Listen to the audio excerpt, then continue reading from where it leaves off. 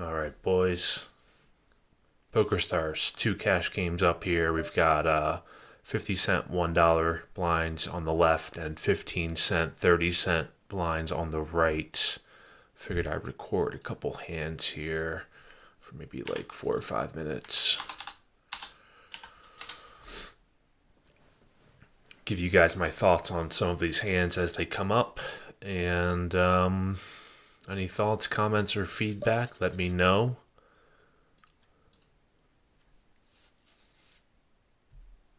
All right, so 3-4 here in the big blind. Obviously not too interested in this hand. There's a razor, so I'm just going to go ahead and fold that. Not going to think about calling with, connected cards, but not suited. And first act, that's no good. Plus, over here I have aces, so let's roll with this. This guy's a regular, this guy's really loose and a bad player, and this guy I'm not too sure, somewhere in the middle I would imagine. Right, aces, the bad player limp like we expected, raise it up here, 4 big blinds, thought about making it a little bigger, that's okay. Pot is $8.55, so I'll go ahead and bet about a little bit more than half, so half the pot is 428, I'll make it 475.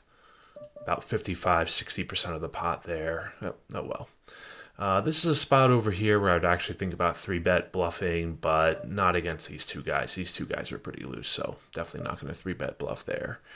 Like I said, this guy's a regular. Him and I have been going back and forth a lot, trying to steal each other's blinds, so this might not work out. I'm going to try it, though. I got to keep my foot on the pedal here with a suited queen.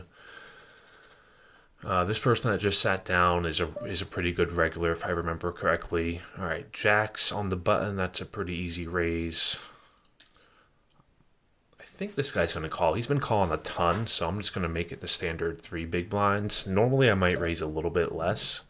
All right, I got a 3-bet from this guy, and like I said, him and I have been fighting over the blinds, so I'm pretty safely ahead here.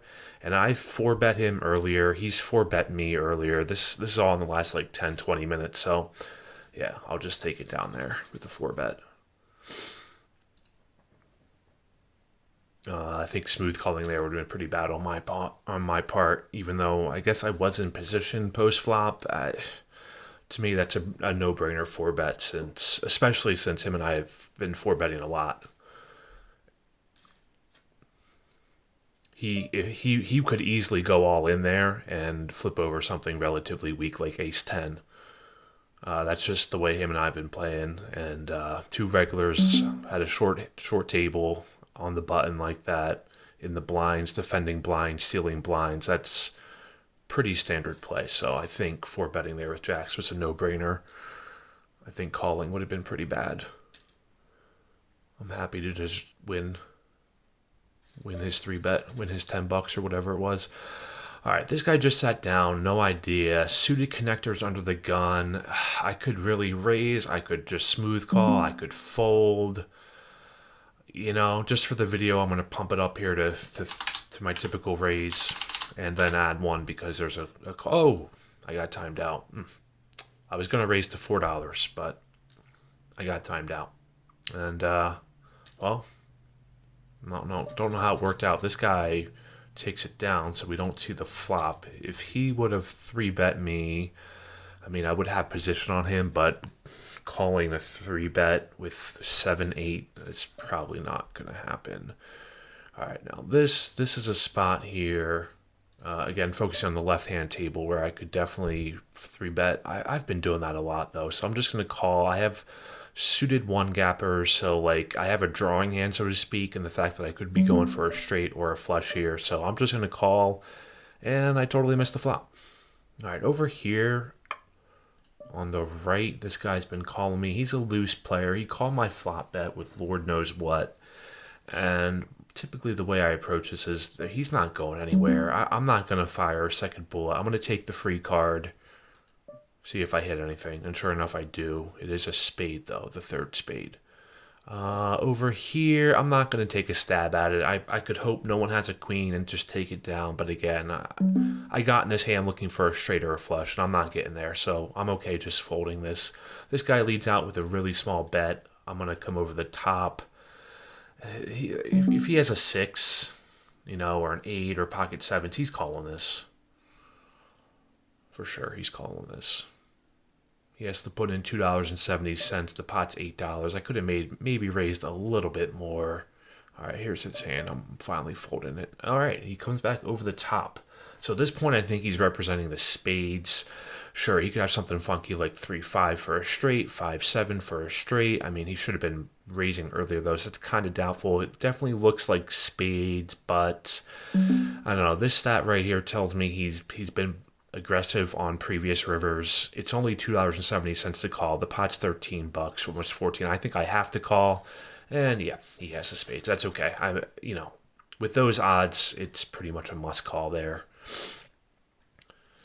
All right, that sucks. Folded around to me with ace king suited. I'll let this video go for another minute or two. And like I said, guys, any interesting hands? I think there were a couple interesting spots there, sort of. Maybe a little bit. Give me your thoughts. All right, a7, one of my least favorite hands in the small blind. This guy raised it up. I'm going to try a move here. I'd prefer to do this if I was suited, but again, I'll do it just for the video. I think I would normally fold this. Over here, ace queen. This is the loose player that's been limping all the time. I'm actually going to make it, instead of 4, because I know he's been calling like everything, I'm going to make it a little bit more. All right, my 3-bet bluff sort of worked there. All right, ace queen. The guy that called is actually the regular. He checks to me. He's probably setting up a trap. Him and I have been going back and forth the whole time. I don't see a reason not to bet this low. He could do anything here. He could call, he could raise, he could fold. All right, he calls. So it's a relatively dry flop. Maybe he just has 7s and 8s and doesn't believe me. He just has 2 high cards and doesn't believe me. Or he has a king. I think out of those possibilities I just listed, there's only like a 30-40% chance he has a king here, and those other things are going to fold to this turn bet. So I'll fire one more missile, and all right, it worked. Like I said, him and I have been, I've only been at this table for 39 hands, which is probably like 20 minutes total, but him and I have been in a lot of hands. He's right to my left. We're both regulars. In the past couple months alone, I've played in over 1,000 hands with him, so he's definitely a regular. He probably has a HUD on me. I have a HUD on him. His stats are all really good. He's been aggressive pre-flop with me. In this situation, you definitely have to consider your opponent. All right. I'm going to start winding down this video. Let's see if I can get anything else here. Under the gun with Jack 3 suited is not going to do it. And, all right, these 2 hands might take a while to play out, so I'm going to end the video here. Thanks for watching, guys.